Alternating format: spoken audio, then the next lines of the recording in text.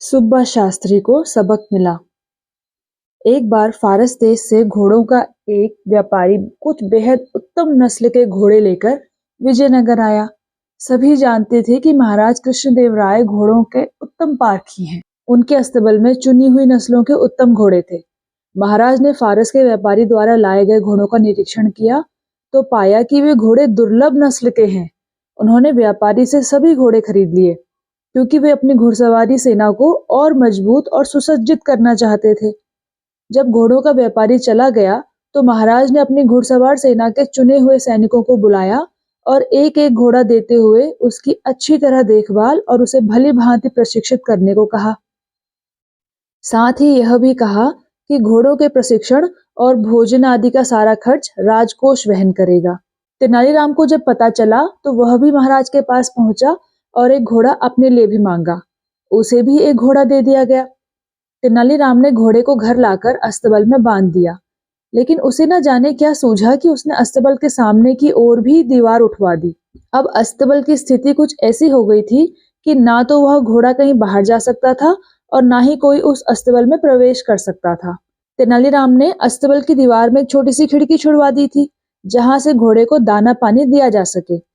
उसी खिड़की से तेनालीराम घोड़े को हरी घास, दाना पानी देता और घोड़ा भी खिड़की से अपना मुंह बाहर निकालकर उसे मुंह में दबाता और भीतर खींच लेता। घोड़े को पानी भी इसी खिड़की द्वारा पहुंचाया जाता। करीब 1 महीने बाद महाराज ने घोड़ों की सुध-बुध ली और यह जानने की कोशिश की कि किस प्रकार उनकी देखभाल और प्रशिक्षण का काम चल रहा है। तब सभी सैनिक अपने अपने घोड़े लेकर महाराज के सम्मुख आ पहुंचे। हृष्ट पुष्ट व भली भांति प्रशिक्षित घोड़ों को देख महाराज बेहद प्रसन्न हुए, लेकिन तभी उन्होंने पाया कि तेनालीराम और उसका घोड़ा कहीं दिखाई नहीं दे रहे। इधर उधर निगाहें दौड़ाते महाराज ने पूछा, तेनालीराम कहाँ है? जाओ उससे कहो कि अपने घोड़े के साथ हमारे सामने जल्दी पेश हो। एक सैनिक तेनालीराम के घर की ओर दौड़ा और उसे महाराज का संदेश दिया कि जल्दी से जल्दी घोड़े को लेकर उनके सामने हाजिर हो जाए, लेकिन तेनालीराम अकेला ही चल दिया। उसे अकेला आया देख महाराज बोले, तुम्हारा घोड़ा कहाँ है? आज मैं सभी घोड़ों का मुआयना कर रहा हूँ कि उनकी कैसी देखरेख की गई है। जाओ अपना घोड़ा लेकर आओ। तो तेनालीराम बोला, क्षमा करें महाराज, आपने मुझे जो घोड़ा दिया वह घोड़ा गुस्सैल है और अड़ियल है। मैं तो उसे अपने साथ यहाँ लाना चाहता था, लेकिन मेरे लिए यह संभव नहीं हो पाया। और इतना कहकर वो चुप हो गया। महाराज बोले, यदि ऐसा है तो मैं कुछ बहादुर सैनिकों को तुम्हारे साथ भेज देता हूँ, जो तुम्हारे साथ जाकर घोड़ा ले आएंगे। तो तेनालीराम अपने होठों पर रहस्यमय मुस्कान लाते हुए बोले, नहीं नहीं महाराज, ऐसा हरगिज न करना। अब तक घोड़े की देखभाल मैंने की है और मैं ब्राह्मण हूँ, इसलिए अच्छा तो यह होगा कि आप किसी पंडित या पुरोहित को घोड़ा लाने के लिए मेरे साथ भेजें। संयोगवश राजपुरोहित उस दरबार में उपस्थित था। वह राज परिवार में कुछ पूजा पाठ के कर्मकांड करवाने वहां आया था। सुब्बा शास्त्री नाम था उस राजपुरोहित का। तो महाराज ने उससे पूछा, क्या तुम तेनालीराम के साथ जाकर उसके अस्तबल से घोड़ा यहाँ ला सकते हो? तेनालीराम और महाराज की निकटता देख सुब्बा शास्त्री जला भुना करता था और तेनालीराम को नीचा दिखाने का कोई मौका चूकना नहीं चाहता था। वह बोला, क्यों नहीं महाराज, मैं अभी जाकर घोड़ा ले आता हूँ। ऐसे एक घोड़े की तो बात ही क्या, मैं 10 बिगड़ैल गुस्सैल घोड़ों को साथ ला सकता हूँ। तो तेनालीराम बोला, ठीक है, यदि ऐसा है तो आइए मेरे साथ। जब सुब्बा शास्त्री और तेनालीराम जा रहे थे तो रास्ते में तेनालीराम बोला, शास्त्री जी, मैं जानता हूँ कि आप विद्वान हैं और मैं यह भी जानता हूँ कि आपने अश्व शास्त्र का अध्ययन भी किया है। कुछ ही देर में जब तेनालीराम के घर पहुंचे तो सुब्बा शास्त्री अपनी लंबी दाढ़ी को उंगलियों से सहलाते हुए अहंकार भरे स्वर में बोले, हाथ कंगन को आरसी क्या, अगर तुम्हें मेरी योग्यता पर विश्वास हो ही गया है तो। फिर तेनालीराम अपने होठों पर कुटिल मुस्कान लाते हुए बोले, लेकिन शास्त्री जी, मेरा घोड़ा कोई साधारण घोड़ा नहीं है, इसलिए मेरा कहना माने तो पहले खिड़की से झांक कर देख लें, इसके बाद अस्तबल की दीवार तोड़कर घोड़े को बाहर निकालने की सोचना।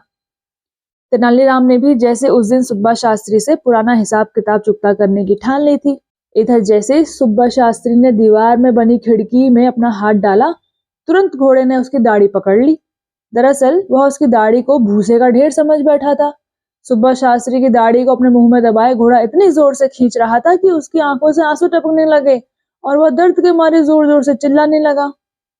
अंततः अस्तबल की सभी दीवारें तोड़कर वह बाहर निकाला गया, मगर घोड़ा भी कुछ ऐसा हठीला था कि सुब्बा शास्त्री की दाढ़ी अब भी दबाए बैठा था।